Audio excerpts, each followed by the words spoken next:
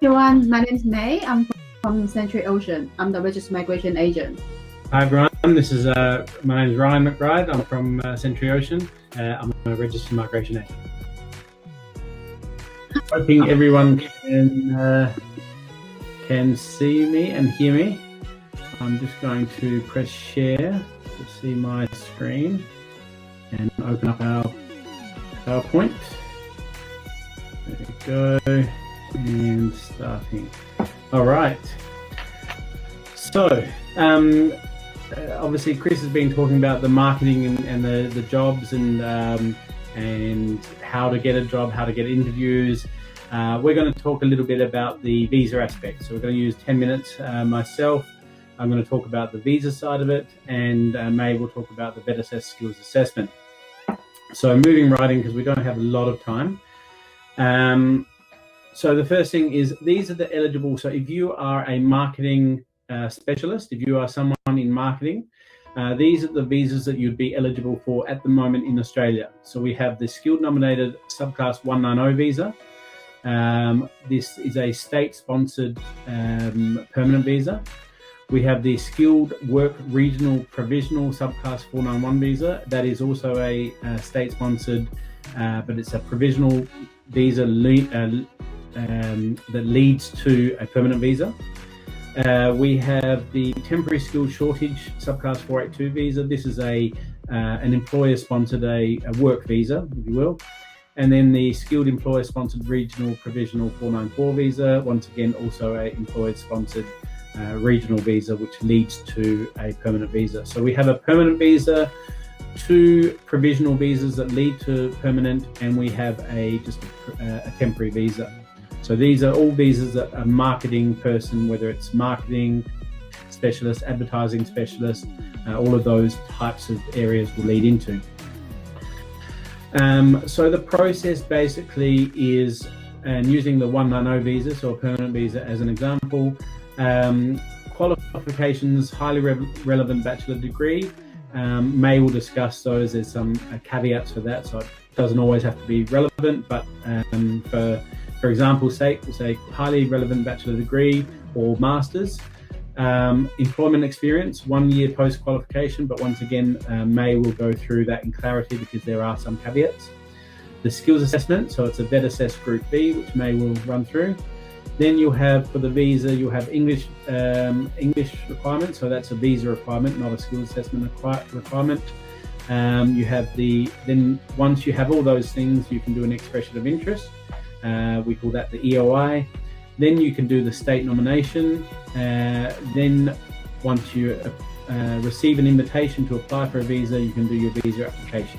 And that's where you can get an Australian permanent visa using marketing, and then start your career as a marketing specialist or somewhere along those lines. So a lot of you will probably be already on student visas. I think the bulk of our attendees tonight are in Australia. So obviously, if you're offshore, if you're already qualified and experienced as a marketing person, then you can look at applying directly. However, if you're looking to become qualified, you're a student in Australia, then you apply for study. So you apply for a recognised and accredited course in Australia, for example, a Bachelor of Marketing and Masters of Marketing. There are some colleges like, for example, Adelaide University do a Bachelor of Commerce and majoring in marketing. So all those things where it is highly related to marketing are your best bets for the visa and also becoming a marketing specialist in the long term. Then you can apply for the student visa. You need to show that you have sufficient funds, and you need to address the genuine temporary entrant criteria, so the GTE criteria. And this is important because marketing is a very broad occupation, and when you look at doing a student visa for a marketing course, you will need to explain to a case officer, during in the visa process, why you've chosen this course, how it's related to your background and or your future employment, and what you hope to do in the future. For example, if you wish to return home after your marketing course, what type of jobs you'd be looking at, what type of occupation, and where you want to go. So these are really important things to look at. Once you've studied in Australia, then in most cases, and May will go through this in a minute, and this is because of the skills assessment, you'll need to apply for the temporary graduate 485 visa. And this is done through the post-study work stream. As long as you've applied for and held your first student visa after November 2011, then this is the stream that you'll go for. So the requirement for this is to have completed at least a 2-year bachelor or master's degree in Australia. So any for this visa, any bachelor or master's is fine, but obviously if you're looking to do marketing, then that's the type of course or major that you want to do. English, so you'll need to have an overall score of 6.0 in the IELTS with no band score less than 5.0, or the equivalent in PTE, TOEFL, Cambridge, or any of the accepted English tests. And then you'll also need to meet health and character requirements and have adequate health insurance. And then as part of that, the next step is for, if you're looking to apply for skill migration, to do the VET skills assessment, and this is where May comes on board. I will focus on for the skill assessments for marketing specialists. And as a marketing student, they actually looking for 2 occupations can be linked to migration. One of them for we calling about sales and marketing manager. There was much be a senior position, and this is not really suitable for the student or just fresh graduate to get the migration. Today, I will focusing on marketing specialists. Marketing specialists for the ANSO code will be 225113. These ones is be assessed by VET. VET will be looking for skill assessment to 2 parts. One of them for the qualification and plus the employment. Qualifications, if they will be assessing be highly relevant, you need to be covered for the major fields we study will be marketing, advertising, business communication, public relations.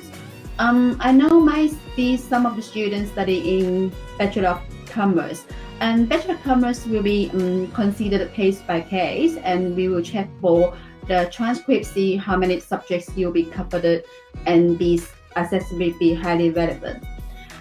If your qualification be assessed to be highly relevant, you need to provide for 1 year's postgraduate experience to get the skill assessment. If your qualifications unfortunately be assessed not highly relevant as a field as marketing, you still can get a skill assessment, but you have to provide longer qualification. If you have the additional qualification as the Australian qualification level as diploma, be assessed in be highly relevant, and you need to get 2 years post qualification in employment. If you don't have any other qualification, you need to provide for 3 years. Now I will pay more attention in employment because there will be more complicated and also important for how to get a skill assessment. Employment, for employment is about this few of the different occupations. The position can be, and classified as the suitable as the marketing specialist and marketing consultant, marketing coordinator, marketing officer. They all are be assessed to be relevant position. But apart from the position, they're also looking for some of them for the highly relevant tasks. Yeah.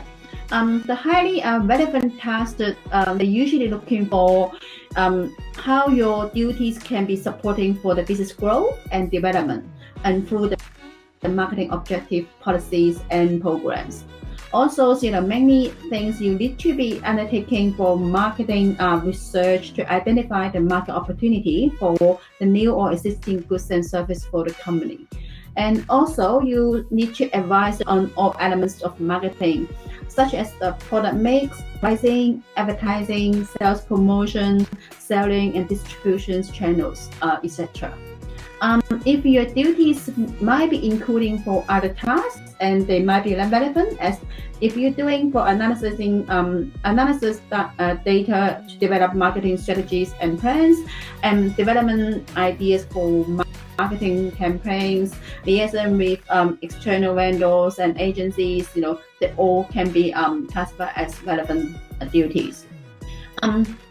Apart from this, and then I think you might be very considered what documents VET is looking for.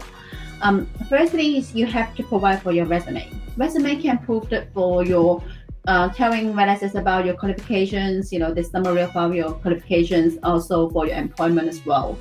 And apart from that, VET will looking for your organization chart. Organization charts is not only to prove your position and also can demonstrate the skills and also size of the company, especially when you are working for some of the companies is not marketing agency, and they were looking for the size of the family, whether they lead the marketing. And that's once, and then they will get the information from the organization chart. Apart from that, if you could provide your marketing plans, and also any contracts relevant, they will help for your case as well. That's all for the skill assessment. And as we know, no skill assessment is no skill migration. That's why the skill assessment is very part, and also for initial assessment go through your step for your migration. If you got any questions, just feel free to ask and for us how to get the documents and how to assess whether they are the qualifications verified as highly relevant, and or your employment is highly relevant about that. And yeah.